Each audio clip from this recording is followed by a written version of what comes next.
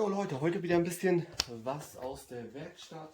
Der Outback Motortech Gepäckträger ist jetzt abgebaut. Und hier könnt ihr das mal im Vergleich sehen. Sind es die Teile geworden von Adventure Specs. Warum?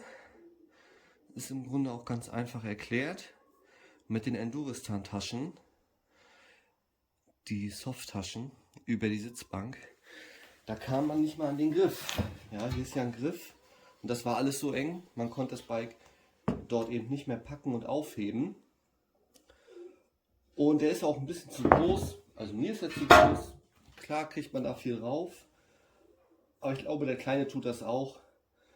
Da passen auch locker eine große Rolle und vielleicht auch noch eine kleine hinten rauf. Ja, und der sieht auch besser aus und ist ein bisschen leichter. Ne, man sieht schon, hier ist der Bügel höher.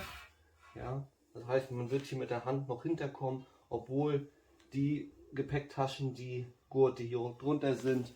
Das wäre natürlich top, so hebt sich das Bike wieder besser auf. Und ja, also hier die Griffe. Ohne Softgepäck ist das gut, aber mit Gepäck eben nicht. Von daher machen wir einen kleinen Gewichtstest. Was wiegt der Outback Motortech und was wiegt der Adventure Spec Gepäckträger? Ich würde sagen, ich weiß, ich glaube, das ist kein Alu. Das ist Alu, das hat man schon gemerkt. Ja, das ist Stahl, würde ich behaupten. Ja, dann heben wir das Ganze an und schauen mal, was der Gepäckträger auf die Waage bringt.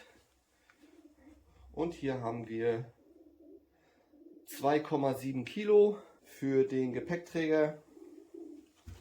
Und dann wollen wir mal gucken, was das gute Stück von Adventure Spec wiegt.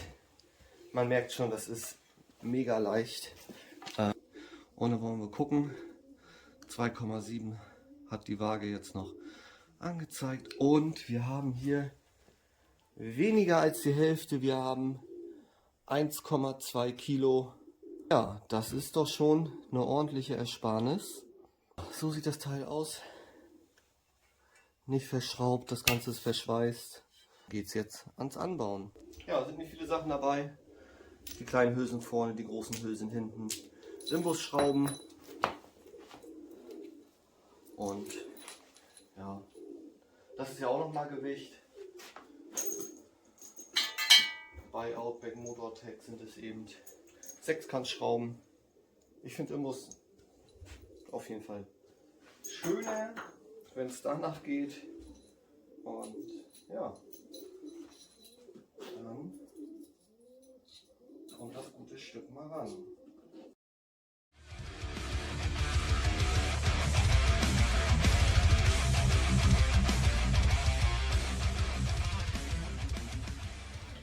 Das war aber auch wieder schnell gemacht. Und wenn man sich jetzt überlegt, hier gehen die Gurte lang von den Taschen, dann kann man hier halt immer noch reingreifen. Und das war mir wichtig, gerade wenn man das Bike alleine hochhebt, hat mir das immer gefehlt. Klar, es ging, aber es tat immer weh an den Händen. Und das Problem ist damit auch gelöst. Jetzt halt nur schauen, wie das nachher tatsächlich mit den Taschen ist, aber hier ist genug Platz. Ja, vorher kam man halt gar nicht mit den Händen rein, also es hat dann wirklich wehgetan, dann auch mit Handschuhen. Es ging irgendwie, meist immer nur so mit den Kuppeln, aber das hat nicht die ganze Hand reingekriegt. Das war eine Sache von 5 Minuten. Jetzt können wir uns das Ganze nochmal anschauen hier. So sieht es aus.